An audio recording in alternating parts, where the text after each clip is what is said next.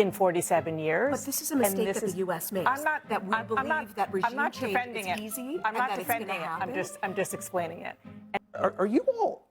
Are you all arguing that they are not? Were not prepared and are not currently firing? Here's what missiles and drones into things. Actually, it's not that. I mean, so in this clip, we're going to see Scott Jennings scrambling, trying to justify the reasoning behind why Donald Trump and his administration actually started this war that is literally sending shockwaves throughout the entire world with Iran. As usual, let's watch the clip in full. I'm going to pause halfway through just to give my thoughts and my perspective. And then mainly, I'm going to give it towards the end. Let's not waste any time. Let's get into it. But first, as the U.S. warns that attacks against Iran are going to intensify in the coming hours and days, the administration can't seem to get its story straight about why the war began in the first place. In the weeks leading up to the strike and in the days since, the president and his administration have offered evolving explanations. We've counted at least 9 so far.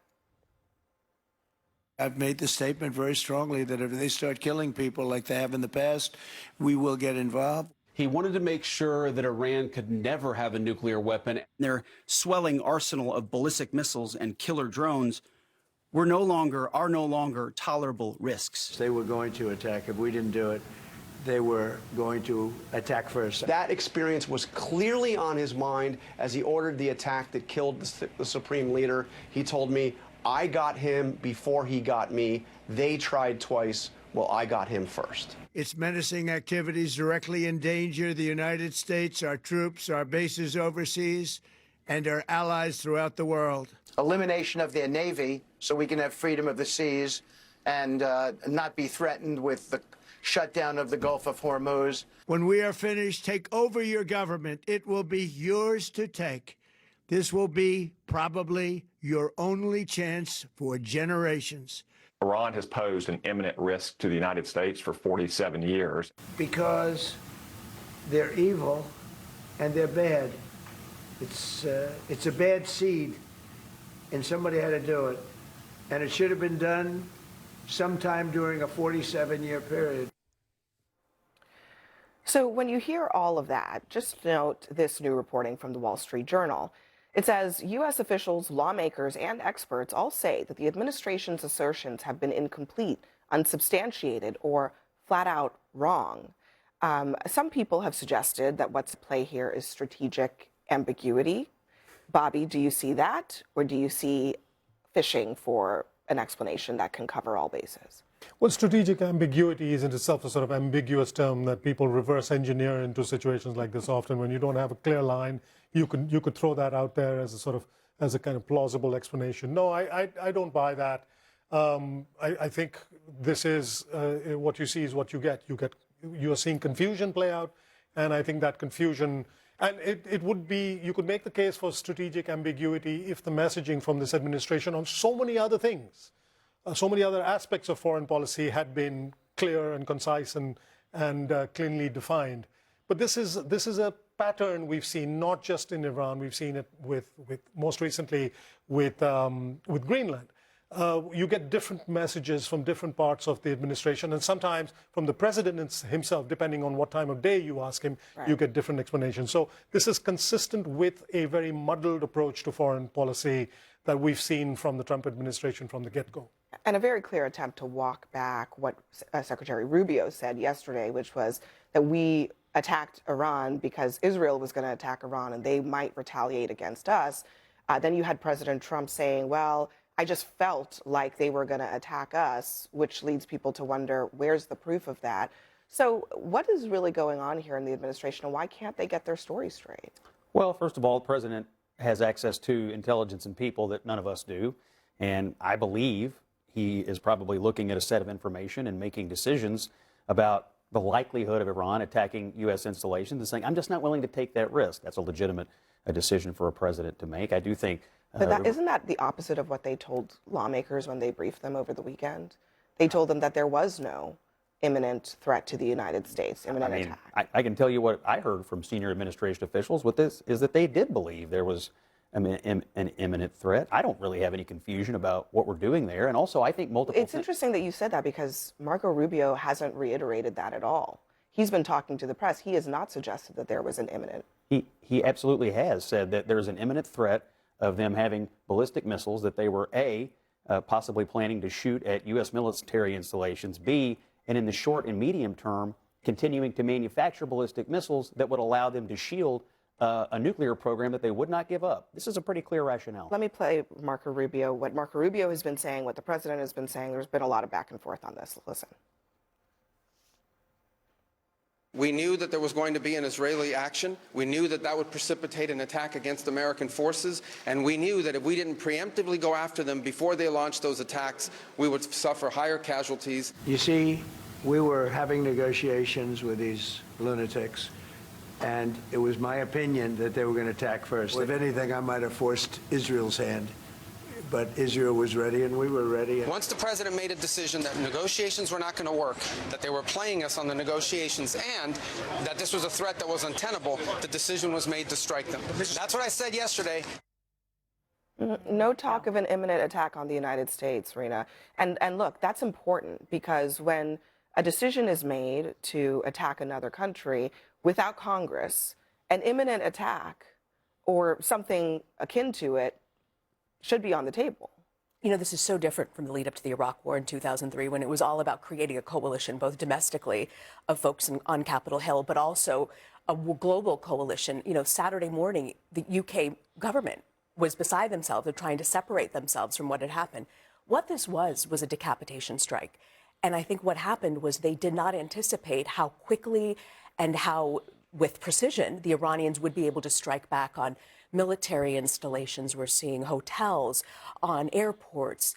I was talking to somebody in the travel industry. He said, look, in the next 48 to 72 hours, if these airports aren't opened and traffic isn't resumed again, it's crippling to economies. You can hit first militarily, but the next thing is financial. Are you suggesting we are not completely and totally dominating these people right now? It's not about domination. See, that's where everyone gets excited. Go out there, throw the missiles and the bombs, and then, but what happens after, at that point? Nobody thinks of the day after the war. What's your plan? We dominated the Taliban. We dominated Saddam's army. Look, this is quite literally the bottom line is, they don't want them to have ballistic missiles. They don't want them to have a nuclear program. They don't like that their Navy makes trouble for everybody in the Gulf. And that is the stated rationale. You could throw on other things. For the last 47 years, they have killed American troops. They've maimed American personnel. They've exported and funded terror around the world and around the region. And you seem to be suggesting we have no allies in this. I watched the president with the Chancellor of Germany today. He strongly supports what we're doing. The UK is feckless. Spain is feckless. But we have plenty of allies in the region and around the world who know we have done the right thing. So to be clear, I just want to you just listed a bunch of things. None of them were an imminent attack. But Rita's question is actually ballistic missiles, Abby. Drones. These are imminent attack weapons. What proof is there that there were ballistic missiles, that they actually had ballistic missiles that could reach the United States? Reach U.S. bases. Look at your television. They're falling right now. Iran has been attacking through their proxies U.S. military bases for some time now. Okay. You want to keep that going, or the argument that the administration may be making sometimes is that they might have had capabilities to attack the United States on the homeland. Where is the proof of that? And U.S. intelligence that has been released has said that this was not at all on our facilities in the region and our allies in the region. Okay, so it is not in dispute. What about that is new? What do you mean? What about it? It's not new. Other than to say that the decision. Let me put it another way. What about that is imminent? Are you all? Are you all arguing that they are not? Were not prepared and are not currently firing missiles and drones into things? It's not that. I mean, everybody understands the threat of Iran. It's been there, to quote Tom Cotton, for 47 years. Yeah. The question is, what changed in the last 30 days? That had the what balls changed to in the take last care of 30 it? days? That's the question that everybody's asking. Can I help answer what I think the real reason, the real answer to that question is that for the past 2.5 years, that the U.S. and its allies in the region have built up what they consider to be a lot of momentum, leading to this point. Imminent, I mean, that's obviously a question that you're debating, and it's a legitimate debate. But if you look at Hamas, Hezbollah, what happened in Syria with Bashar al-Assad, if you look at what happened, in Lebanon and beyond, the feeling was that Iran, the hub of Iran, the heart of Iran, the regime, is at its weakest point in 47 years. But this is a mistake that the U.S. makes. That we believe that regime change is easy and that it's going to happen. I'm just explaining it. And this is why it's that, combined with the president was very clear when tens of thousands of protesters were in the streets and then got massacred, that he was going to try to do something about that. So the combination of all of those things and the pressure from allies in the region, not just Israel, but also Saudi Arabia, I think it ended at this point. The biggest mistake I have made as a foreign correspondent covering these wars on the ground has been thinking that regime change is going to happen because you watch the protesters. On the ground with Mubarak, we all believed covering it, this was the moment that Mubarak was going to fall. Do you know what made Mubarak fall? It was his own security forces ended up caving in and turning on them. And so that is what we're watching in Iran right now. Will the Revolutionary Guard somehow crack? That is not an easy thing to see and achieve. There is nothing I would like to see more than the dismantling of the Iranian regime, but this is an experiment that America has tried and failed for decades and decades and decades. Under Bush, who he worked for, under Obama, Trump promised to be different, but it is not different. He is continuing to make the same mistake of thinking that just because you remove the bad guy, everything is magically solved. Didn't work with Gaddafi, it got worse. Didn't work with Saddam Hussein, it got worse. You can't just remove the bad guy with no backup plan to build long-lasting institutions. And from everything we've seen from this administration, they have no plan. They have no plan on what's going to happen next. They have no transition plan. I don't think they know. They took out most of the people they were going to replace the supreme leader with. And now Marco Rubio contradicts Donald Trump. Donald Trump contradicts himself. Senator Mark Wayne Mullen doesn't seem to know what the word war even means. He's debating himself on that every single day. We need an actual plan. I haven't seen a plan from this administration, and that's worrying to me. It's very worrying. Bobby, I'm curious what you think of this reporting that CNN has, that the CIA is now working to arm Kurdish forces, hoping that that would spark either confusion or that they could overtake Revolutionary Guard forces and overthrow the regime. Well, we've seen this movie before. Rena and I covered the war in Iraq from the get-go. And this is Kurdish history going back generations, where the Kurds are used by any number of foreign powers. The old Russian Empire, Saddam Hussein against the Shah against Saddam Hussein, the Turks against everybody, and then we've done it ourselves. We use the Kurds as a sort of shock troops to try and engineer some change on the ground, and then we turn around and abandon them. They've seen this movie before, and I doubt that they're going to throw themselves wholeheartedly into an effort like that.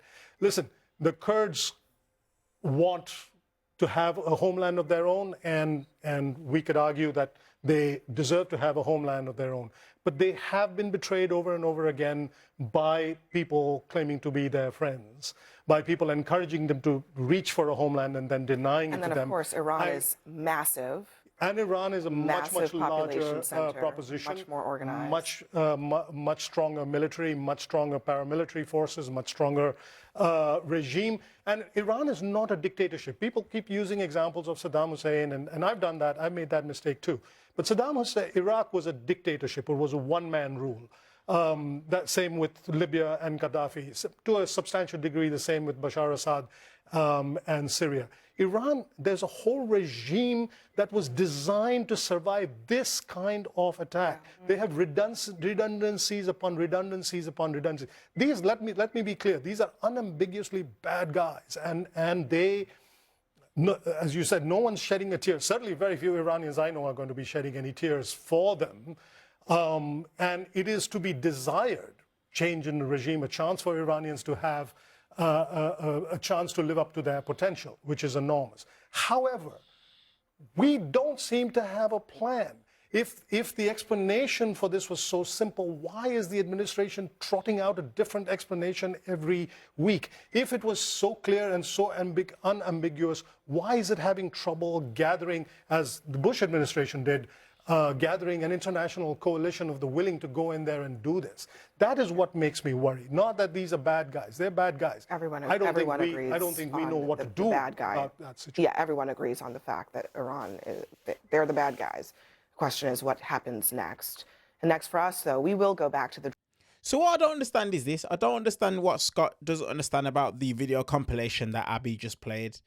It's clear as day that the administration are scrambling simply because they don't know and they can't stick to the reasoning or the reason behind why they decided to go to war with Iraq, how it happened, who started it, who initiated it. They can't stick together on it. And that's the reason as to why you saw what it is that you just saw in regards to the